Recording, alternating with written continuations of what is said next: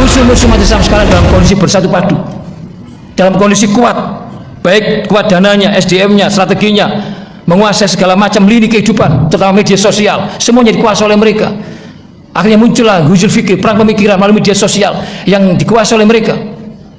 Karena saat ini ibu-ibu yang namanya kedoliman, kemaksiatan, apalagi kecurangan demi kecurangan masif sekarang ini. Artinya kalau kebenaran yang namanya dakwah dan jihad ini tidak dikelola secara maksimal, tidak dikelola dengan manajemen yang baik, maka akan mudah dikalahkan oleh kebatilan yang terorganisir. Inilah fakta umat Islam. Jadi ketika kita melihat kemungkaran terus kita berdakwah berjihad, itu sesungguhnya adalah membela agama Allah. Dan ini difirmankan oleh Allah, ya ayyuhalladzina amanu intan surwa yansurkum wa yatsabbit aqdamakum. Yang artinya, wahai orang-orang yang beriman, jika kamu menolong agama Allah, niscaya Allah akan menolongmu dan akan meneguhkan kedudukanmu. Artinya dakwah dan jihad adalah bentuk kepedulian sesama muslim atas persoalan kebangsaan, atas persoalan keumatan, atas persoalan yang dihadapi umat Islam saat ini. Dan Indonesia ini sekarang dalam kondisi, saya katakan, krisis multidimensional. Sudah hampir hancur masa Indonesia ini. Politiknya, ekonominya, hukumnya dalam kondisi carut marut. Maka ketika kita melihat seperti itu dan kita tidak ada kepedulian, maka kita dianggap sebagai umat, dianggap oleh Rasulullah bukan umatnya. Dan ini disabdakan Rasulullah SAW, malam yang tamma bi'amil muslimin falaisa minhum. Barang siapa yang tidak peduli persoalan urusan kaum muslimin, maka kata Rasulullah, bukan golonganku, bukan kelompok kami.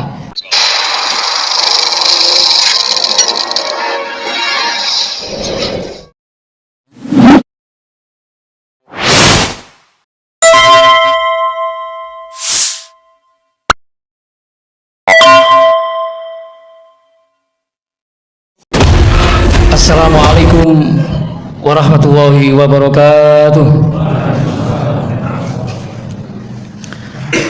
Alhamdulillah, alhamdulillahilladzi an'ama 'alaina bi ni'matil iman wal islam walladzi anzala sakinata fi qulubil mu'minin liyazdadu imanan ma'a imanihim walladzi arsala rasulahu bil huda wa dinil haqq liyudhhirahu 'alad dini kullihi walau karihal musyrikun.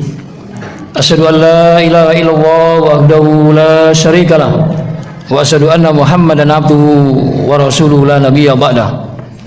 Sallallahu alaihi wasallam wa ala alihi wa ashabihi wa man tabi'ahu bi ihsan ila yaumiddin. Wa qala ta'ala fi kitabil karim, a'udzu billahi samil alim minas syaitonir rajim. Inna Allaha la yughayyiru ma biqaumin hatta yughayyiru ma bi anfusihim. Shadaqallahul adzim. Ibu-ibu, bapak, serta saudara sekalian jamaah salat isya dan salat qiyamul lail rahmatullah, marilah untuk mengawali kajian kita pada malam hari ini, Syahrul Mubarak ini, kita senantiasa terus tanpa pernah berhenti untuk selalu berusaha menjadi hamba-hamba Allah yang selalu istiqomah, untuk selalu meningkatkan kualitas rasa syukur kita kehadirat Allah Subhanahu wa taala. Yang mana pada malam hari ini dengan kasih sayang Allah, dengan rahmat Allah, Allah masih berkenan memberikan kekuatan pada kita, memberikan nikmat kepada kita, nikmat kesempatan, nikmat kesehatan, lebih-lebih adalah nikmat iman dan Islam. Maka firman Allah yang saya baca dalam mukadimah tadi akan terrealisasi. Sebagaimana Allah bersabda, atau maaf, Allah berfirman, innallaha la yughayyiru ma biqaumin hatta yughayyiru ma bi anfusihim. Yang artinya sesungguhnya Allah tidak akan pernah mengubah keadaan sebuah bangsa, sebuah umat, sebuah kaum sehingga mereka mengubah keadaan yang ada pada diri mereka, yaitu adanya ma'iyatu, adanya kebersamaan kita dengan Allah.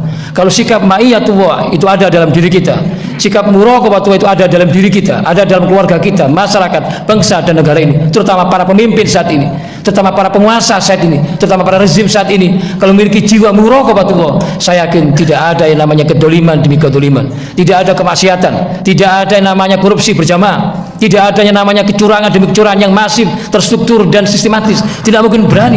Kenapa? Karena Allah melihat. Inilah yang menyebabkan bangsa Indonesia mengalami terpuruk, mengalami krisis multidimensional, itu karena dicabut rasa muraqabatullah itu hilang dalam diri seorang muslim, sehingga kehidupannya liar, berani menabrak hukum dan sebagainya. Kenapa? Karena sikap muraqabatullah tidak ada dalam diri seorang muslim. Apa itu ziz? Yaitu zakat, infak dan sedekah. Saat ini umat Islam butuh dana luar biasa untuk dakwah dan jihad fisabilillah, ya. Kalau optimalisasi di sini kita lakukan, dikelola secara profesional dengan pentasarupan yang jelas, dengan manajemen yang rapi, akuntabel dan sebagainya. Fa insya Allah ini kekuatan, inilah salah satu potensi kekuatan JIS umat Islam yang hampir terlupakan. Ya, sebagai apa JIS itu? Fa insya Allah kedepannya bagaimana untuk pemberdayaan ekonomi umat Islam, mengentas kemiskinan, pemberdayaan ekonomi umat Islam, termasuk mengentas keterpurukan dan keterbelakangan. Sehingga begitu pentingnya ZIS ini, optimalisasi ZIS ini, zakat, infak dan sedekah ini. Akhirnya kalau kita lihat di dalam Quran, setiap Allah berfirman tentang masalah sholat, kewajiban masalah sholat, menunaikan kewajiban sholat, pasti diiringi dengan adanya zakat. Ya. Zakat, artinya sholat dan zakat itu tidak bisa dipisahkan. Sholat sebagai bentuk hubungan kita, hablum minallah, sebagai bentuk hubungan vertikal kita dengan Allah, hablum minallah. Kecerdasan muamal kita dengan Allah itu dilatih melalui sholat.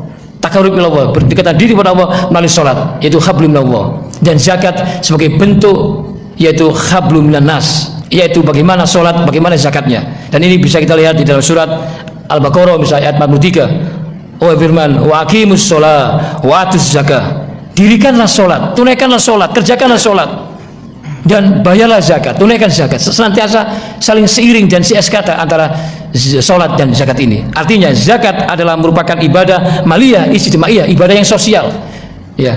Kemudian yang memiliki posisi dan strategis untuk apa? Untuk proses membangun peradaban umat manusia. Yaitu melalui program pendidikan, melalui program ekonomi produktif, melalui program dakwah dan sebagainya. Semua perubahan itu sesungguhnya karena the power of zakat. Maka semangat dakwah dan jihad ini harus ditingkatkan umat Islam ini. Karena saat ini tantangan dakwah sebagian hari umat Islam bukan semakin ringan, semakin berat dan semakin complicated umat Islam ini. Musuh-musuh umat Islam sekarang dalam kondisi bersatu padu, dalam kondisi kuat, baik kuat dananya, SDM-nya, strateginya, menguasai segala macam lini kehidupan, terutama media sosial, semuanya dikuasai oleh mereka.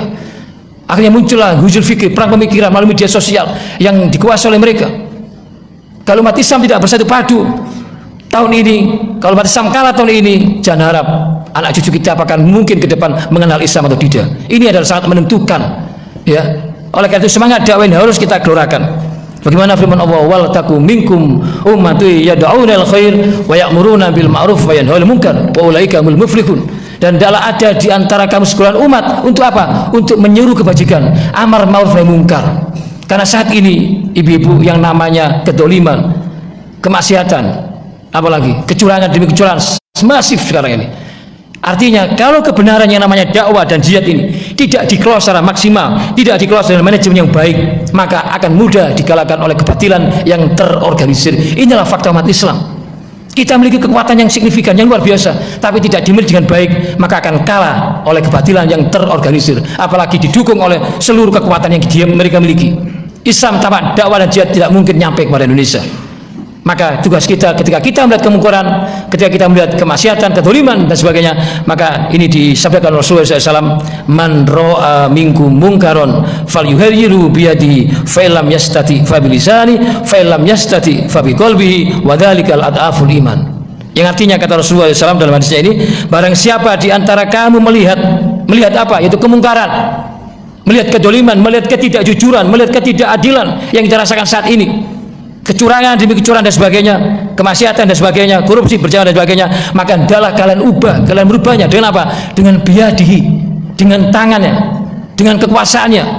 Kalau dalam bahasa kerennya itu dengan the power of politik. Ini penting. Ketika umat Islam update urusan politik, ya, maka ranah publik, apakah itu eksekutif, yudikatif, legislatif, istana, parlemen, ini akan dikuasai oleh kelompok baru Islam yang saat ini bersatu padu. Apa itu kelompok liberalisme, sekularisme, syiaisme, komunisme. Ini fakta, bukan hoax. Sementara umat Islam bukan dalam kondisi bersatu, tidak, justru umat Islam dalam kondisi beradu saat ini. Sementara musuh-musuh kita dalam kondisi solid, dalam kondisi bersatu. Mereka tidak menginginkan adanya persatuan umat Islam, mereka tidak menginginkan adanya ukhuwah Islam yang sejati, apalagi munculnya kebangkitan umat Islam, tidak diinginkan oleh mereka. Mereka menginginkan agar umat Islam hanya di masjid-masjid, hanya dzikir, hanya selawat, titik. Tapi ketika umat Islam ada kesadaran berpolitik, bicara tentang politik Islam, bicara ekonomi Islam, mereka khawatir, mereka panik. Ini gerakan yang luar biasa saat ini. Ini yang terjadi. Maka kalau kamu tidak mampu merubah dengan tangannya, dengan kekuasaan, maka rubahlah dengan lisannya, dengan ceramah, dengan khutbah, dengan tulisan. Maka kalau tidak mampu dengan lisan, maka dengan hati. Hati itulah selemah-lemah iman. Tetapi penting ya, kita harus nanti berdoa sehingga bangsa Indonesia ada perubahan. Karena dakwah bagian dari jihad untuk membela agama Allah. Jadi ketika kita ada melihat kemungkaran, terus kita berdakwah berjihad, itu sesungguhnya adalah membela agama Allah. Dan ini difirmankan oleh Allah, ya ayyuhalladzina amanu intan surwa yansurkum wa yutsabbit aqdamakum. Yang artinya, wahai orang-orang yang beriman, jika kamu menolong agama Allah, niscaya Allah akan menolongmu dan akan meneguhkan kedudukanmu. Artinya dakwah dan jihad adalah bentuk kepedulian sesama muslim atas persoalan kebangsaan, atas persoalan keumatan, atas persoalan yang dihadapi umat Islam saat ini. Dan Indonesia ini sekarang dalam kondisi, saya katakan, krisis multidimensional. Sudah hampir hancur bangsa Indonesia ini. Politiknya, ekonominya, hukumnya dalam kondisi carut marut. Maka ketika kita melihat seperti itu dan kita tidak ada kepedulian, maka kita dianggap sebagai umat, dianggap oleh Rasulullah bukan umatnya. Dan ini disabdakan Rasulullah SAW, malam yang tamma bi'amil muslimin falaisa minhum. Barang siapa yang tidak peduli persoalan urusan kaum muslimin, maka kata Rasulullah, bukan golonganku, bukan kelompok kami. Maka semangat dakwah ini harus muncul dalam diri kita ketika kita melihat kemungkaran. Sekali lagi, ya, ini juga dipertegas oleh firman Allah, ya ayyuhalladzina amanu hal adullukum ala tijaratin tunjikum min adabin alim tu'minuna billahi wa rasuli wa tujahiduna fi sabilillahi bi amwalikum wa anfusikum dzalikum khairul lakum in kuntum ta'lamun. Yang artinya, wahai orang yang beriman, kita dipanggil oleh Allah, terutama yang tarbiyah Ramadan itu, yang tujuannya adalah, goalnya puasa itu adalah la'allakum tattaqun, yaitu menjadi orang yang bertakwa, dipanggil oleh Allah. Wahai orang yang beriman, maukah aku tunjukkan suatu perdagangan, suatu bisnis, suatu tijar, suatu transaksi, suatu muamalah dengan Allah. Dan muamalah itu, tijarnya itu yang dapat menyelamatkan kamu dari adab yang pedih, dari siksa neraka yang dahsyat itu. Ternyata bisnisnya, tijarnya atau transaksinya itu bukan bisnis secara ekonomi yang sifatnya profit oriented, bukan itu. Tetapi dimaksud dan bisnis ini adalah, hendaklah kalian beriman kepada Allah. Berarti kita meyakini akan keesaan Allah, kekuatan Allah, maha besarnya Allah, kekuasaan Allah, baik tauhid uluhiyah, tauhid rububiyah, atau asma sifat. Dan hendaklah kalian beriman kepada Rasulullah SAW. Berarti kita meyakini akan risalah Islam yang dibawa oleh Rasulullah SAW, yaitu al-Islam. Sehingga muncul dalam diri kita adalah al-Islamu ya'lu wa la yu'la alaih. Islam itu agama yang tinggi, tidak yang meningginya. Ishadu bi anna muslimin, saksikan kami adalah orang muslim. Inna dina inna wal Islam, sesungguhnya agama yang diridhoi adalah Islam. Ternyata kalau kita kaji lagi di Al-Quran itu ada sebuah ayat yang luar biasa. Ternyata kita dengan Allah itu sudah ada agreement, sudah ada perjanjian, sudah ada jual beli. Dan apa yang dibeli oleh Allah, yaitu jiwa kita dan harta kita. Dan ini bisa kita lihat di dalam surat At-Taubah ayat 111. Allah berfirman, inna Allaha ashtara minal mu'minin anfusahum wa amwalahum bi anna lahumul jannah. Sesungguhnya Allah telah membeli dari orang-orang mukmin diri dan harta mereka dengan apa? Dengan memberikan pahala surga. Ternyata kalau kita lihat dalam sejarah, justru terjadinya peperangan besar itu terjadi di bulan Ramadan. Di bulan Ramadan itu ada perang Badar, ada Fathu Mekah, ada perang Tabuk, ya, ada perang Khobar, ada perang Hunain, dan penaklukan Andalusia di Spanyol yang dipimpin oleh Tariq bin Ziyad. Dan yang sangat fenomenal di bulan Ramadan itu terjadi perang Badar, yaitu tepatnya tanggal 17 Ramadan, dan itu bertepatan dengan tanggal 22 Mei. Ada apa itu? Ini perang besar, pertemuan antara umat Islam dan kaum kafir pada saat itu, ya. Terjadi perang besar. Padahal tentara Rasulullah itu sangat minim, jumlahnya sekitar 313, melawan orang kafir Quraisy dengan senjata lengkap, jumlahnya hampir 1000.